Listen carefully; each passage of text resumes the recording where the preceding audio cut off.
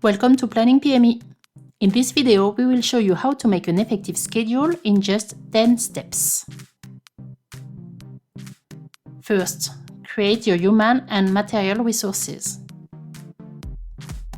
Click here on the left of the schedule, choose the type of the resource, give your resource a name, select the color, and then save. Your resource is now created on the schedule. Step 2. Create departments. Go to the menu Data, Departments. Click on Add. Give your department a name. Select the resources that belong to this department and save.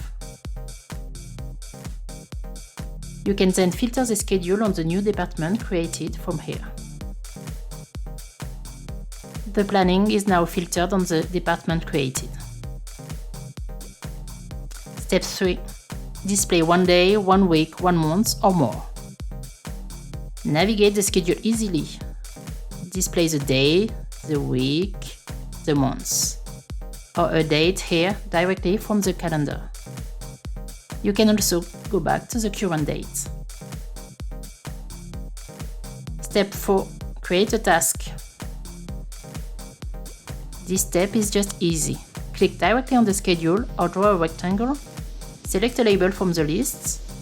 You can also select a status, a customer, one or more resources, start and end dates, add a comment if you want, and save.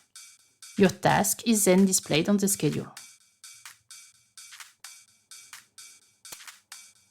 Step 5. Create an unavailability.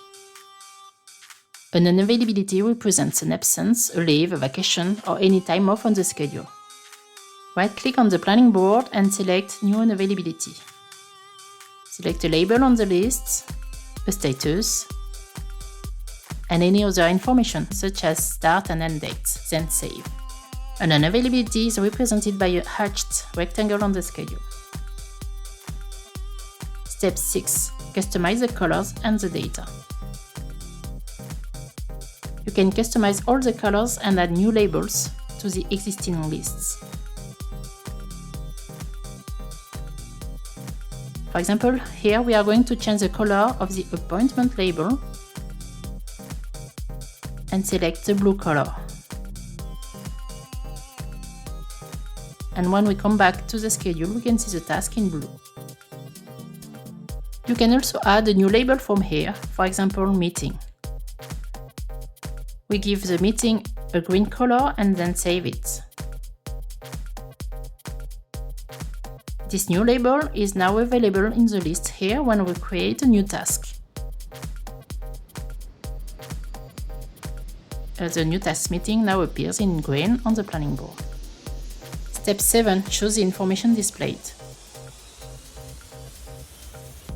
You can choose to display the fields in the following lists on one or more lines in order to highlight the information that is important for you. In this example, we are just going to add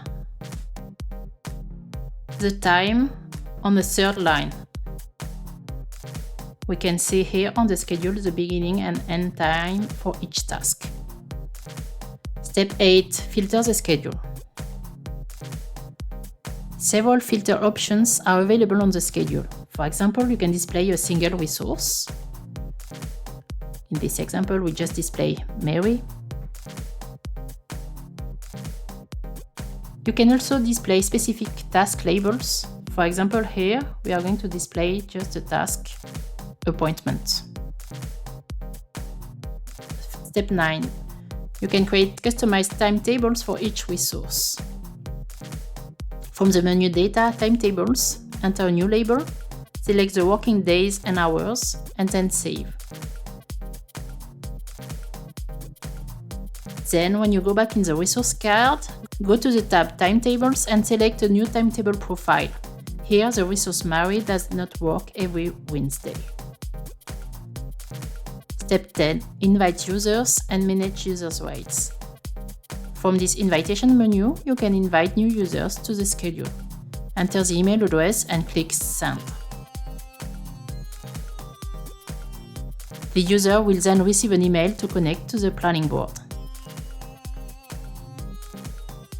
Then, from the menu Data User, you can fine-tune user rights. You can give read and write access to one or more departments. Now you know how to create a schedule in 10 steps.